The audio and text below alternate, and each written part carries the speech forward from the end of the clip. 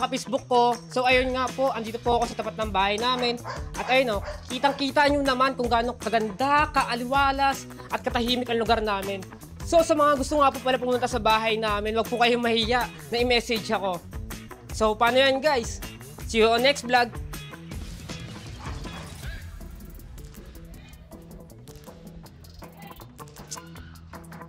Okay na siguro to. Okay na to.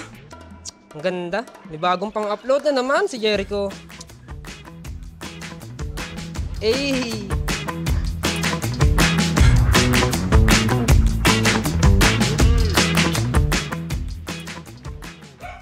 Oh, Jericho.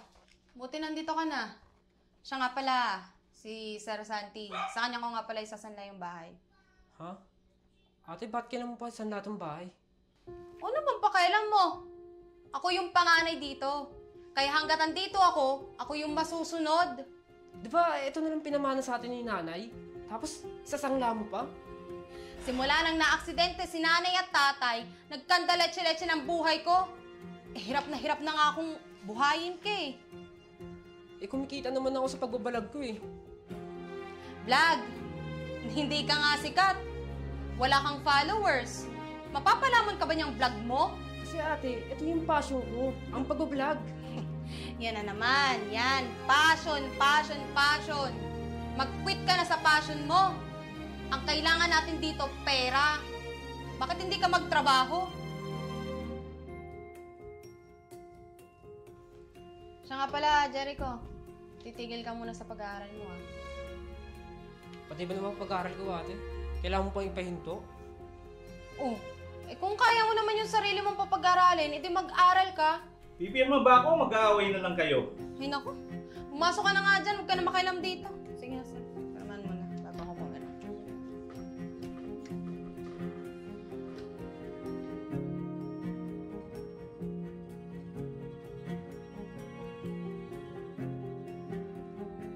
Bakit niya naman sinangla yung bahay niyo? Eh di ba pinamana ng mga magulang niyo sa inyo yon? Tsaka may karapatan ka dun, tol. Di tama yung ginagawa ng ate mo. Ay nga talaga, kinaiinis ko sa ate ko eh. Pinatigil na ako sa pag-aaral, sinanla pa yung bahay.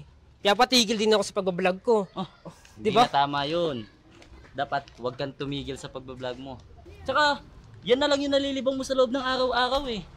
At saka, kahit papano, kumikita ka sa pagbablog mo na yan. Alam mo, baka balang araw, dyan ka pa nga makilala eh. Kaya kung ako sa'yo, huwag mo sundin yung ate mo, pabayaan mo siya. Siguro, tol. Tama ka. Hindi ko na dapat kailangan itigil yung pagbablog ko. Kasi, para din naman sa akin yun eh. Para sa future ko. Diba, hindi natin masabing takbo ng panahon. Malay mo, ayun yung magbigay ng way para maging successful akong tao. Diba? Tama ka, tol. Oh, paano? Alis na pala ako, tol. Sige. Kailangan pa akong puntahan, ha? Sige, tol. Maraming salamat, ha. Ingat.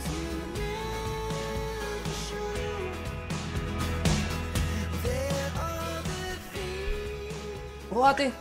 Ba't may dala kang maleta? Saan pupunta? Wala na akong pantubos dito sa bahay. Bahala ka na sa buhay mo. Saka, doon na kami titira ng boyfriend ko sa probinsya. Eh, paano ko, ate? Di mo ba ako narinig? Di ba sabi ko, bahala ka na sa buhay mo? Saka, tigil-tigilin mo na yung kaka-vlog mo. Ang gawin mo, magtrabaho ka para naman may malamon ka. Sabi nga! Ate, huwag mo ko iwan. Sabi! Te! Te, huwag mo ko iwan, te! Te! Te, paano na ako, te? Huwag mo ko iwan! Ate!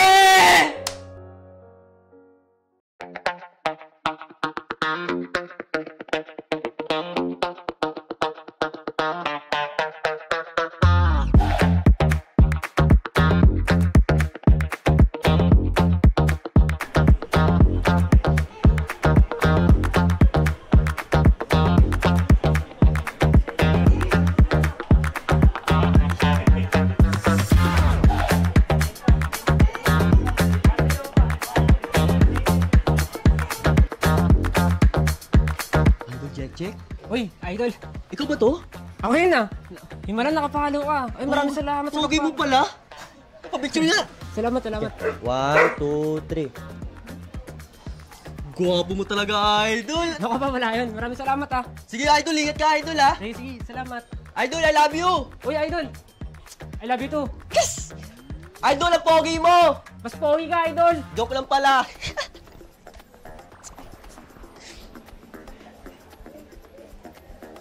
Ay, putsa, blurred. Nakti yan, di talaga bagay sa cellphone yung mukha ni Idol. Ang pangit talaga.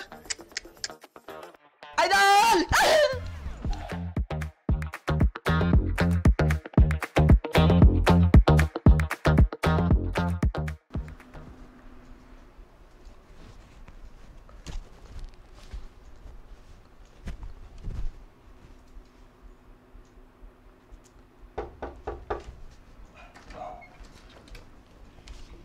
Oh, ate. Bakit? Puro pasa ka. Okay ka lang ba? Natapos mo pa na itong bahay. Oo, ate. Kailangan talaga tubusin eh. Kasi, ito na lang talaga pinamana sa atin nila nanay, di ba? Kaya nagsikap ako para mabawi itong bahay. Ay, teka. Ano pa nangyari sa mukha mo? Bakit puro pasa? Nagkamali ako ng taong pinakasamahan. Nagkamali ako ng desisyon ko sa buhay. Na iniwan kita mag-isa dito. Kasi, nung mga panahon yun, hirap na talaga ako eh. Pasensya ka na. Pasensya ka na kung nagtiis ka na tumigil sa pag-aaral at iniwan kita dito. Makako ko sa'yo pag tinanggap mo ulit ako dito. Promise, magbabago na ako. Ano ka ba, ate?